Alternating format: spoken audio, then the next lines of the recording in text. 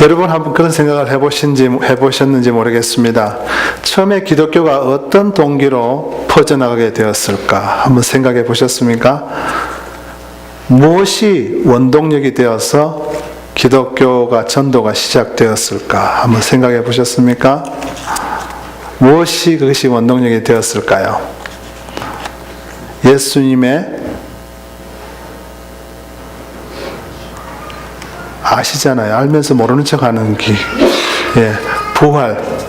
제자들이 예수님이 죽고 부활하자마자 그 부활하신 예수님을 만나고 나서는 이때까지 다 잃어버렸던 소망이 되살아난 정도가 아니고 200%, 300%, 400% 충전이 되었습니다. 그리고는 입을 다물고 있을 수가 없었습니다. 예수를 만난 모든 제자들이 내가 주님을 보았다, 주님이 살아있다고 말하기 시작했습니다. 그때는 사형리라는 전도 방법도 없고 전도 폭발이라는 전도 훈련 방법도 없고 아무 프로그램이 없었지만 간단했습니다.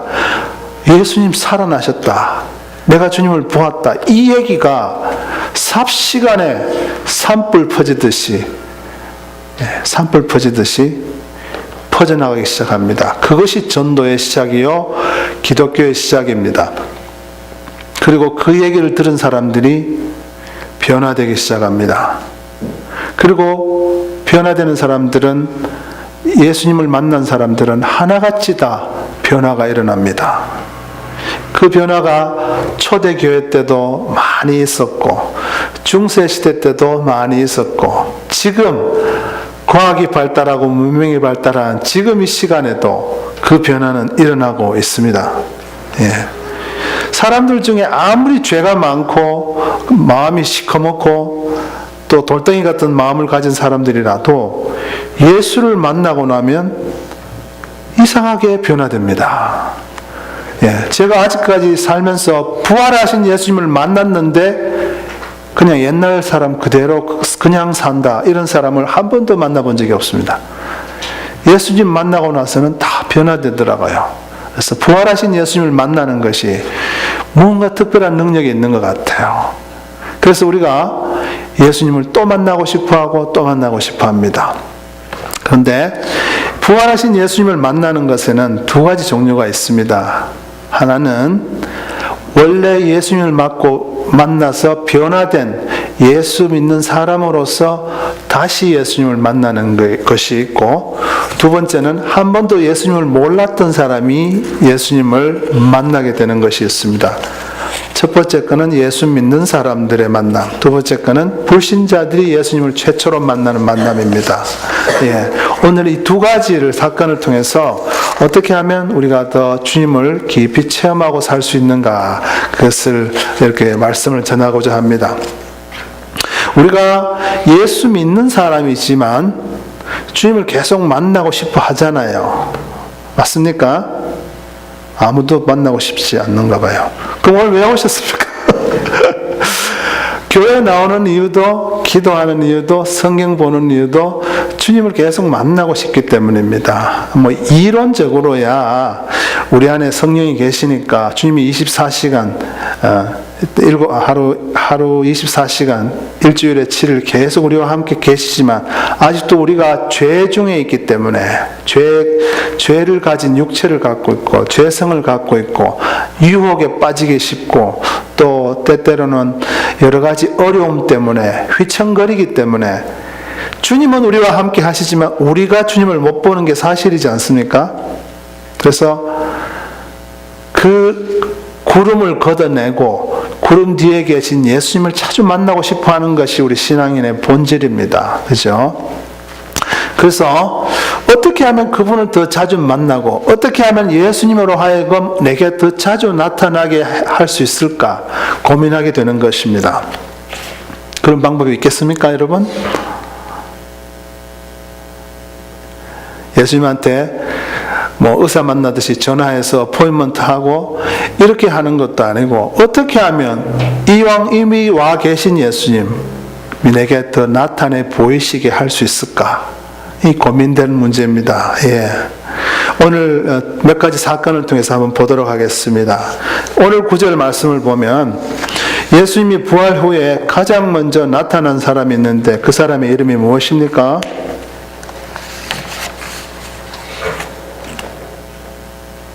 다 같이 시작. 게바. 게바가 누구입니까? 좀 분명하게 말씀해 주십시오. 베드로. 예. 베드로가 오늘 말씀해 보면 예수님이 가장 먼저 만난, 부활 후에 가장 먼저 만난 사람입니다. 그런데 실제로는 베드로보다 더 먼저 만난 사람이 있습니다. 누구인지 아십니까? 예, 맞습니다. 마리아, 막달라 마리아. 막달라는 성이 아니고 동네 이름입니다. 막달라에서 온 마리아. 이 마리아가 주일 새벽에 아직 깜깜한데도 아직 해가 안 떴어요. 그런데도 예수님이 장사된 그 무덤으로 찾아갔습니다. 그리고 무덤 앞에 돌이 굴려진 것을 보고, 그리고 무덤이 빈 것을 보고 제자들에게 알리려고 달려갔습니다. 자, 이 마리아가 새벽에 무덤에 왜 달려갔을까요? 제가 객관식으로 계속 내겠습니다. 1번, 어두움을 무서워하지 않는다. 2번, 새벽잠이 부족하다. 3번, 예수님을 사랑했다. 예, 아이고, 다 모르면 3번에 하면 됩니다. 예. 무덤에 돌이 옮겨졌다는 사실. 그보다도 어두운데 무덤을 그렇게 찾아가서 예수님을 만나고 싶어 했다는 것은 그녀 속에 주님을 향한 사랑이 있었다는 겁니다. 그리고 이 무덤에 비어있다는 얘기를 듣고 베드로와 요한이 무덤을 향해 갑니다. 가고서는 무덤을 확인하고는 바로 그냥 집에 가버립니다. 그런데 한 사람 집에 안 간 사람이 있어요. 무덤 밖에 여전히 앉아서 예수님 시체를 찾기 전에는 돌아가지 않겠다고 버티는 사람이 한 사람이 있었으니 그 이름이 바로 막달라 마리아입니다. 거기 남아서 울면서 천사들을 만나서 우리 주님을 어디에 두었습니까? 말해 주십시오. 그렇게 동산지기인 줄 알고 그래서 물었습니다. 자, 여기서는 마리아를 어떻게 묘사할 수 있습니까? 예. 남들 다 집에 갈 때 집에 가지 않았다고 집이 없는 여자라고 묘사할 것입니까? 아니면 너무 쉽게 우는 여자라고 말할 것입니까? 아니면 주님을 사랑한 여자라고 말할 것입니까? 어느 것입니까? 주님을 사랑한 게 보이죠. 그리고 그렇게 하고 있을 때 뒤에서 예수님이 나타나셨습니다. 그런데 못 알아봤어요. 그렇게 사랑하는 예수님이 서 있는데 못 알아본 이유는 아직은 부활신앙까지는 없었어요. 피 묻어 있고 찔린 상처가 있는 죽은 예수를 생각했다가 부활하신 영광스러운 주님을 보니까 알아보지를 못했어요. 그래서 예수님이 여자야 뭘 찾고 있느냐 물으셨습니다. 그런데 이때 동산지기인 줄 알고 역시 예수님에게 주님의 시체를 어디에다 두었느냐 그렇게 묻습니다. 자, 여기서는 마리아는 어떤 모습을 보이겠습니까? 마리아가 눈이 어두워 사람을 잘 알아보지 못한다가 1번, 2번 시체를 처리하는 것을 좋아한다가 2번이에요. 3번이 주님을 사랑한다. 몇 번입니까? 주님을 사랑하는 거죠. 계속해서 죽은 예수님이라도 얼마나 주님을 사랑했는지 모릅니다. 이때 예수님께서 마리아라고 마리아야 불렀습니다. 그 목소리, 친숙한 목소리에 이분이 주님이구나 라고 깨달았습니다. 그리고는 라비어라고 부르면서 예수님을 붙들려고 했습니다. 그때 예수님께서 내가 아버지께로 아직 돌아가지 아니하였으니 나를 붙들지 말라 그렇게 말씀하십니다. 그리고는 돌아가서 형제들에게 내가 아버지께로 돌아갈 거라고 얘기하라고 그렇게 말하십니다. 그래서 마리아가 살아나신 예수님을 보고 막 흥분해서 막 제자들에게로 달려갑니다. 예. 여기서 여러분은 어떤 모습을 봅니까? 아무 사람이나 보고 붙들고 메어 달리는 마리아입니까? 아니면 주님을 사랑하는 마리아입니까? 저도 여기서도 마리아의 주님을 향한 사랑을 저는 느낄 수 있습니다. 이것이 다가 아닙니다. 마태복음 27장 61절에 보면 마리아는 예수님의 무덤의 맞은편에 앉아서 예수님의 시체가 무덤 안에 장사되는 걸 다 지켜보고 앉아 있었습니다. 그리고 조무덤이구나 내가 나중에 와야지 하고 눈도장을 찍고 갔습니다. 예. 그 순간에도 이제 예수님이 죽었으니 끝이다. 다른 새로운 리더를 찾아서 가야지. 이런 마음 절대 먹지 않았습니다. 그리고 비싼 돈을 들여서 마가복음 16장 1절에 보면 그 향품을 샀습니다. 그리고 다른 여자들과 함께 향품을 사서 예수님 몸에 바를 준비를 했습니다. 근데 향품이 굉장히 비싸거든요. 비싸요. 향품이 비싸고. 그리고 돌문이 그 막혀 있는 것을 알고도 샀다는 사실은 그 돈을 낭비할 각오를 했다는 겁니다. 그리고 돌문이 막혀 있는 것을 생각하고 거기까지 또 갔습니다. 예.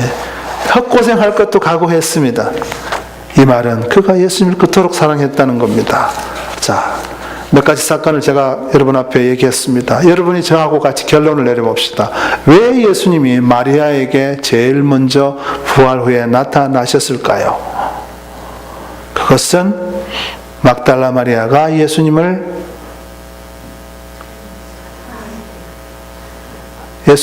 운영했기 때문이죠. 그것은 막달라 마리아가 예수님을 너무너무 사랑했기 때문입니다. 예수님은 당신을 사랑하는 사람에게 당신을 나타내세요.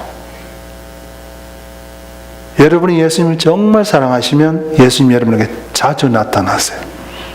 음성 들려주시고 때로는 들을 수 있는 음성으로, 때때로는 마음속에 조용한 음성으로, 세미한 음성으로, 때로는 그냥 깨달음으로, 때로는 실제 눈에 보이는 환상으로 예수님이 자주 나타났어요. 여러분이 얼마나 주님을 사랑하느냐가 달려 있습니다. 사랑하지 않는 사람 앞에는 주님이 잘 나타나지 않으십니다. 예. 마리아가 어느 정도 예수님을 사랑했냐? 제자들이 다 도망갈 때도 예수님이 겟세마네 동산에서 체포되고 막 끌려가고 이럴 때 그 자리에는 있었는지 확인은 안 되지만 그 외에 고문받고 십자가에 못 박힐 때도 마리아는 그 자리에 다 있었습니다. 여러분 아시죠? 제자들은 다 도망가고 부인하고 생 난리 굿을 치는데 이 여자가 그 자리에 있었어요.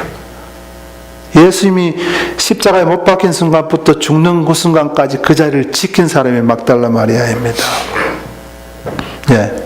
여러분이 이렇게 주님을 사랑하면 반드시 여러분 삶 속에 예수님이 나타나 주십니다. 한 번만이 아니고 계속해서 여러분이 필요할 때 나타나 주신다는 거죠. 예. 사랑하십니까, 예수님을? 사랑하십니까? 예. 그러면 자꾸 나타내 주세요. 그 나타남의 형태는 다르지만 반드시 나타나 주십니다. 예. 베드로의 경우를 한번 보겠습니다.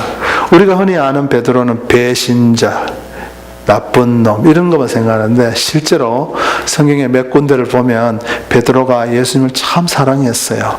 비록 그가 무서워서 주님을 부인했지만 예수님을 사랑했어요. 그리고 예수님이 베드로에게 주님을 사랑하는 마음이 있는 걸 아시고 베드로에게 나타나셨어요. 다른 사람들보다 훨씬 먼저 베드로를 만나 주셨어요. 요한복음 20장에도 그런 사건이 기록되어 있죠. 막달라 마리아가 무덤이 비어 있습니다. 그러니까 요한이랑 베드로가 막 달려갑니다. 도대체 무슨 일이지? 그러면서 확인하러 무덤으로 달려가는데 이 조금 더 젊은 요한이 먼저 도착해 갖고는 브레이크를 끄 잡습니다. 무덤 안에 안 들어가고 무덤 밖에서 이렇게 살펴봅니다. 근데 베드로는 오자마자 조금 더 망설임 없이 무덤 안으로 달려 들어갑니다. 여기에서 여러분 느낄 수 있어야 돼요. 예, 베드로는 무덤을 두려워하지 않는 사람이다. 이게 1번. 2번 베드로는 비위가 좋은 사람이다. 2번. 3번 베드로는 예수님을 사랑한 사람이다. 3번입니다. 예. 주님을 사랑했기 때문에 망설임 없이 들어간 겁니다. 예. 그리고 베드로가 그 재판정에서 주님이 재판받고 있을 때 3번 주님을 부인하자 어떤 소리가 났죠? 예. 좀 대답 좀 해보세요. 예수님이 핍박받고 있을 때, 고난받고 있을 때 베드로가 3번 주님을 부인했잖아요. 그러자 무슨 소리가 났죠? 예. 소리가 났습니다.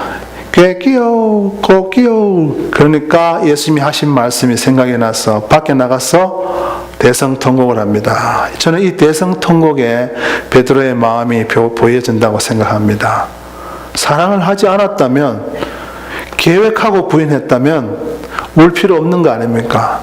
내가 정말 주님을 사랑하는 줄 알았는데 내 모양이 이게 무슨 꼴이냐? 내가 주님 앞에 너무 못한 짓을 했구나. 정말 후회가 물밀듯이 밀려오고 주님 앞에 너무 죄송하고 그래서 우는 거 아닙니까? 그 우는 속에 주님이 멀찍이 보시면서 저 녀석 날 사랑하면서 저렇게 약해서 쓰러지는구나. 주님은 다 알고 계신 겁니다. 예. 그리고 부활 후에 너무 실망했어. 내 같은 놈이 무슨 사역해? 내 같은 놈이 무슨 예수님 따라다녀? 예수님도 지금 옆에 안 계시고 부활은 하셔서 여기저기 나타나고 계시지만 내한테 특별한 사명도 안 주시고 내가 다른 제자들만 생각하면 창피해서 고개를 못 들겠어. 예수님이 너희들이 오늘 날 다 버리리라 그랬을 때 다른 제자들 막 깎아내리면서 저놈들이 다 버릴지라도 나는 안 버립니다 그러면서 막 뻐기면서 남 깎아내리면서 그랬는데 다른 모든 제자들보다도 더 심각하게 저주까지 하면서 주님을 부인했잖아요.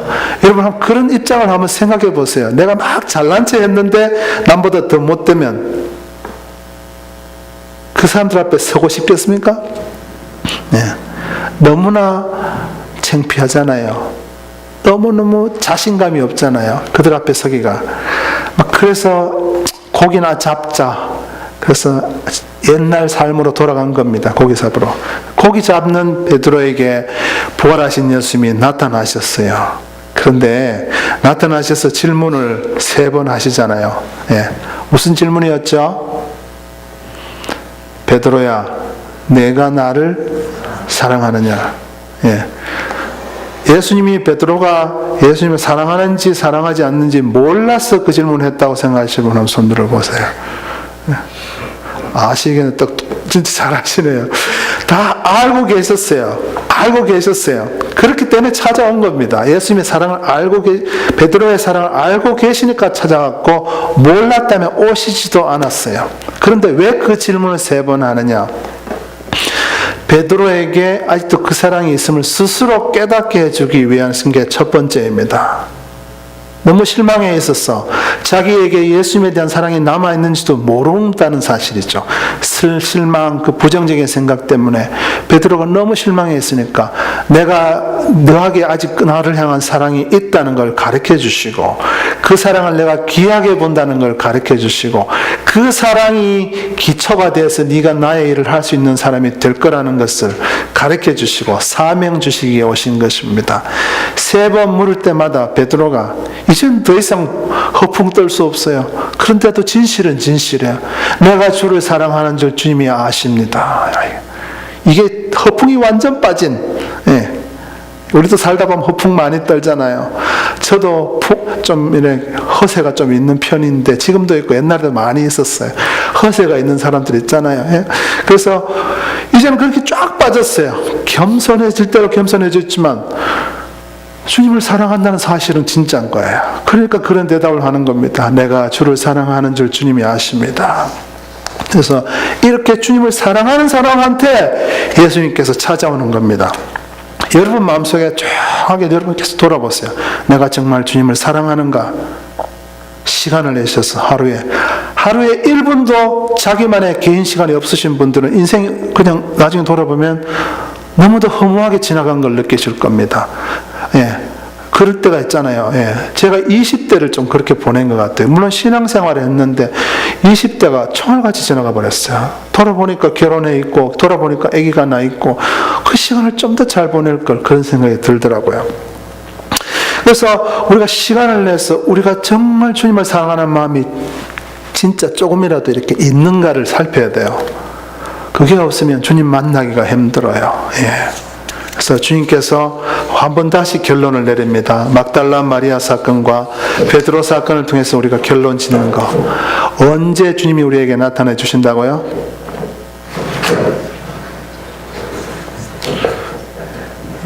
크게 좀 말씀해 주세요.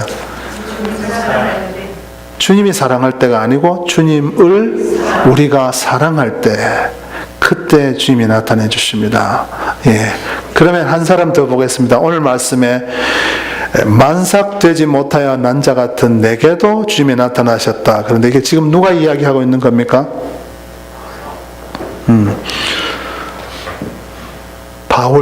바울이 지금 자기 얘기를 하고 있는 겁니다. 그 후에 야고보에도 보이셨고 모든 사도에게와 맨 나중에 만삭되지 못하여 난 자 같은 내게도 보이셨느니라 라고 말합니다. 그렇다면 바울에게 나타나신 예수님이, 처음에 나타나신 예수님이 바울이 예수님을 사랑했기 때문에 나타났냐는 질문을 우리가 할 수밖에 없습니다. 자, 다메섹 도상에서 예수님이 바울에게 나타나셨습니다. 그때 바울이 예수님을 사랑했기 때문에 예수님이 나타났습니까? 대답 좀 하세요. 아닙니다. 그 당시 바울은 예수님의 원수였습니다. 교회를 핍박하고 스데반 잡아 죽이는데 앞장서고 예수님을 핍박하던 핍박자였습니다. 사도행전 9장 5절에 보면 사울아 사울아 네가 왜 나를 핍박하느냐, 나는 네가 핍박하는 예수다 라고 주님께서 당신 스스로를 소개하고 있습니다. 그러면 왜 우리는 예수님이 바울에게 이렇게 나타나시는지를 한번 생각해 보아야 됩니다. 그죠? 생각해 보아야 됩니다. 사랑도 하지 않았는데 왜 나타났냐 이거죠.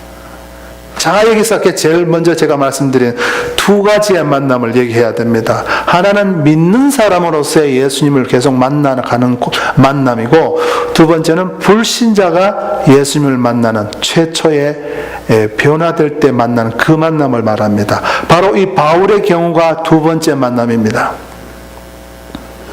예. 다메섹 도상에서 바울과 예수님의 만남이 일어났습니다. 이것이 바로 두 번째 만남입니다. 예. 그런데 여러분, 바울이 뭘 잘했길래, 어떤 점이 하나님 보시기에 좋아서 예수님이 바울을 만나 주셨을까요? 여기 대답할 수 있어야 돼요. 마음속으로 한번 대답해 보세요. 이거를 아셔야 돼. 어떤 사람은 이렇게 얘기합니다. 아마도 바울이 성경을 잘못 해석해서 교회를 핍박하는 결과를 낳았지만, 아마도 율법에 대한 열심이 있었기 때문에 하나님께서 점수를 주시 않았겠느냐, 이렇게 말합니다. 일리 있습니다. 일리 있습니다. 하지만 그것은 왜 예수님이 그에게 나타나 주셨냐에 대한 근본적인 답이 절대로 아닙니다. 잘 들으세요. 사실상 예수님이 그의 인생에 나타난 데는 아무 이유가 없습니다. 그 이유가 바울에게는 없습니다. 바울한테는 그 이유를 절대로 찾을 수가 없습니다. 지금 자격 문제를 얘기하고 있다면 바울에게 주님이 나타날 이유가 하나도 없습니다. 오히려 주님이 나타나서 바울에게 벼락을 쳐서 그 자리에서 죽여버리려고 하셨다면 나타날 이유가 있었어요. 그런데 나타나서서 그 인생을 변화시킬 이유는 하나도 없었습니다. 어떤 논리로도 주님의 나타나심이 설명이 되지 않습니다. 예수님이 왜 집사님과 권사님과 여기 계신 분들에게 나타나셨는지 그 이유를 여러분한테서는 찾을 수가 없어요. 왜 예수님이 저에게 나타나 주셨는지 저는 알지 못해요.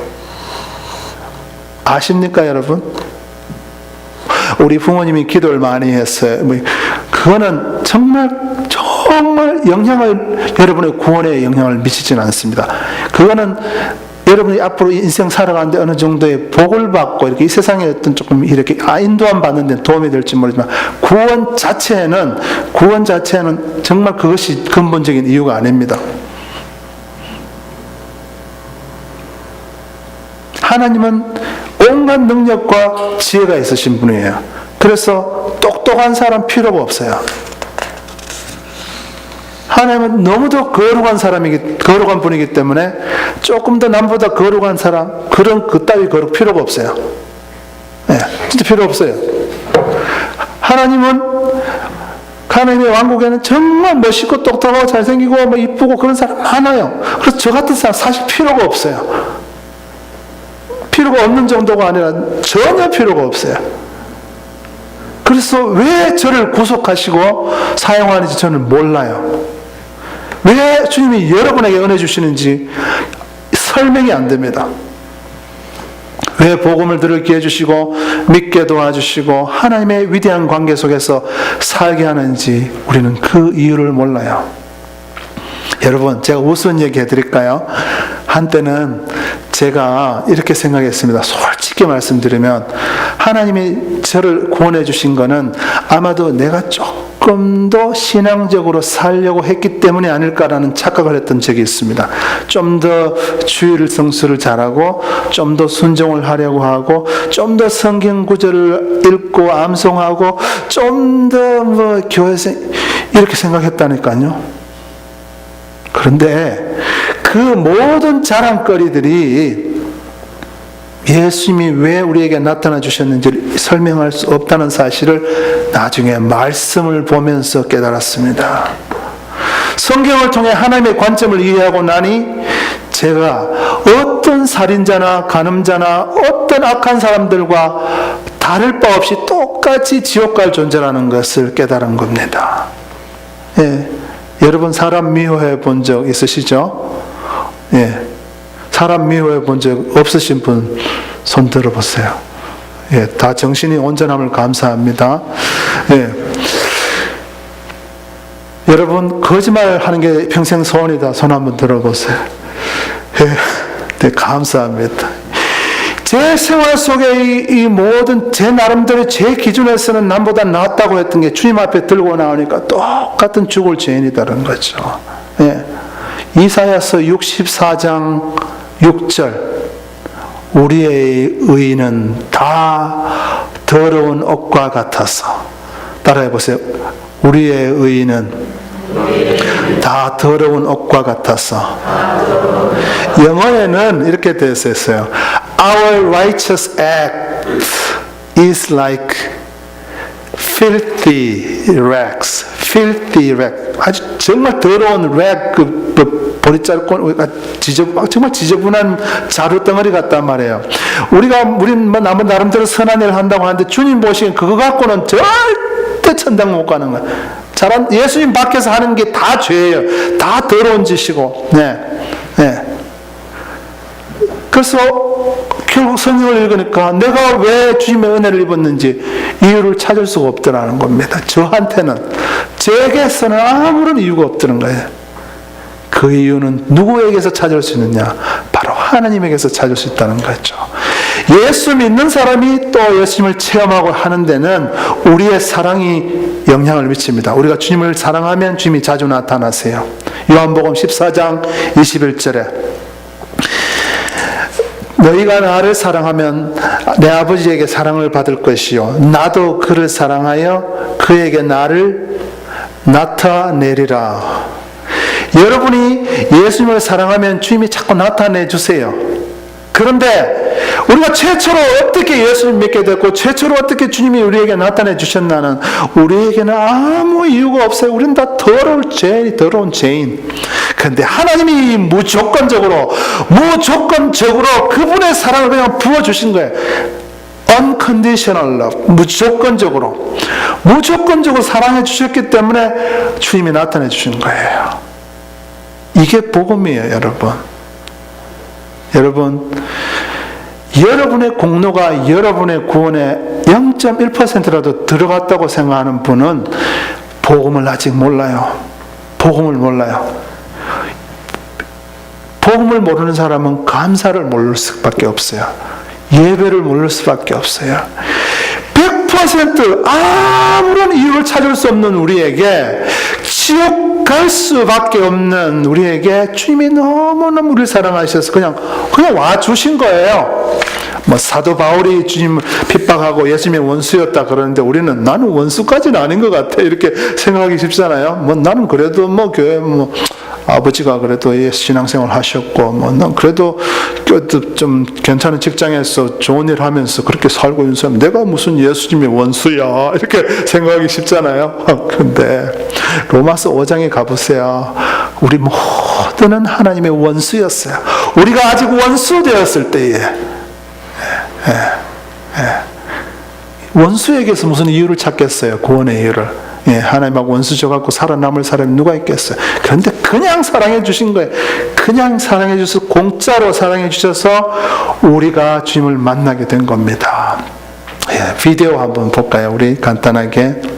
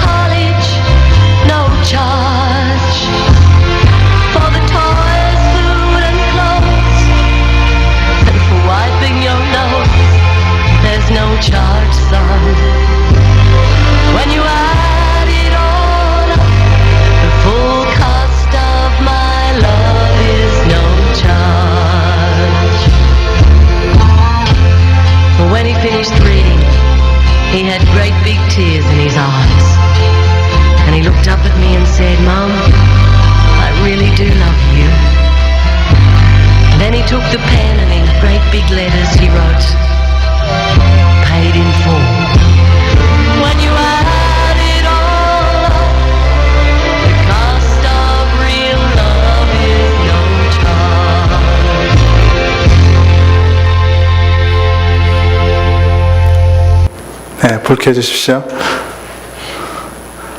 우리에게 아무 사랑을 주실 이유가 없었지만 주님께서 그냥 주신 것입니다. No charge로. 그래서 그걸 은혜라 그러고 그것을 복음이라 그럽니다. 오늘 결론 짓습니다. 그리스도인으로서 어떻게 하면 부활의 주님을 더 자주 만날 수 있을까? 그분을 사랑하십시오. 여러분이 성경 지식이 좀 부족해도 좋습니다. 그분을 사랑하십시오. 그리고 왜 주님은 여러분과 저와 같은 죄인들에게 나타나셨을까요? 그래서 믿게 하셨을까요? 그것은 우리가 잘한 것에 대한 대가가 아니고 공짜로 주신 주님의 은혜입니다. 때문에 우리는 평생 어떤 일이 있다 하더라도 예배할 이유가 있고 감사할 이유가 있고 기뻐 뛰며 찬양할 이유가 있는 것입니다. 이 복음을 제대로 깨달아서 우리의 예배가 달라지고 삶이 달라지는 여러분 되시기를 바랍니다. 예, 기도하겠습니다.